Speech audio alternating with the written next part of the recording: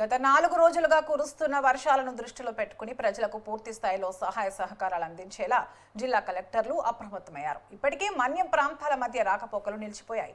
అత్యవసరమైతే తప్ప ఇంటి నుంచి బయటకు రావద్దని అధికారులు అక్కడ ప్రజలకు తెలిపారు. గోదావరి నీటి మట్టం గంటకు పెరుగుతున్న నేపథ్యంలో ఎప్పటికప్పుడు దిగువకు విడుదల చేస్తున్న నీటిని దృష్టిలో ఉంచుకుని లోతట్టు ప్రాంతాల ప్రజలను పునరావాస కేంద్రాలకు తరలించే ఆలోచనలో అధికారులున్నారు. దీనిపై మరింత సమాచారం మా ప్రతినిధి చంటి అందిస్తారు.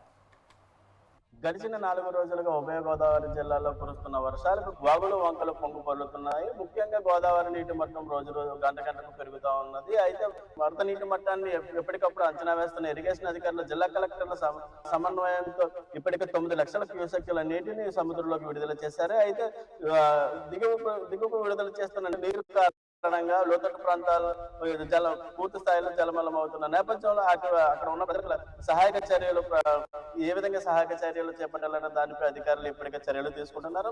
అయితే ముఖ్యంగా ఎన్ఆర్డీఎఫ్ బృందాలతో పాటు ఇతర బృందాలు ప్రస్తుతానికి గోదావరి పరిసర ప్రాంతాలకు చేరుకున్నారు. అలాగే గిరిజన ప్రాంతాల్లో ముఖ్యంగా పునరావాస కేంద్రాలు ఏర్పాటు చేసేందుకు అధికారులు సన్నద్ధమయ్యారు. అయితే ఇప్పటికే గోదావరి మన్యం ప్రాంతాల ప్రజలకు రాకపోకలు నిలిచిపోయిన నేపథ్యంలో అక్కడ పెరుగుతున్న వరద ఉధృతిని దృష్టిలో పెంచుకుని వారికి నిత్యావసర సరుకులతో పాటుగా ఇతర వాటిని అందించే యోచనలో అధికారులు ఉన్నట్లు తెలుస్తా ఉంది. మరి ముఖ్యంగా గోదావరి పరిసర ప్రాంతాల ప్రజలకు అటు నుంచి కోనసీమ ప్రజలకు వరద ముప్పు ఎక్కువగా ఉన్న నేపథ్యంలో వారి నుంచి వారికి ఎటువంటి సహాయక చర్యలు అందించాలనే దానిపై అధికారులు ఇప్పటికే సన్నద్ధమయ్యారు. అలాగే ఇక్కడ పరిస్థితిని సీఎం చంద్రబాబు నాయుడు ఎప్పటికప్పుడు అధికారులతో అడిగి తెలుసుకుంటూ ఉన్నారు. అలాగే గోదావరి మరింత వరద పెరగనున్న నేపథ్యంలో రానున్న రోజుల్లో ఎటువంటి సహాయక చర్యలు తీసుకోవాలనే దానిపై పూర్తి సన్నద్ధతతో అధికారులు ఉన్నట్లు తెలుస్తా ఉంది.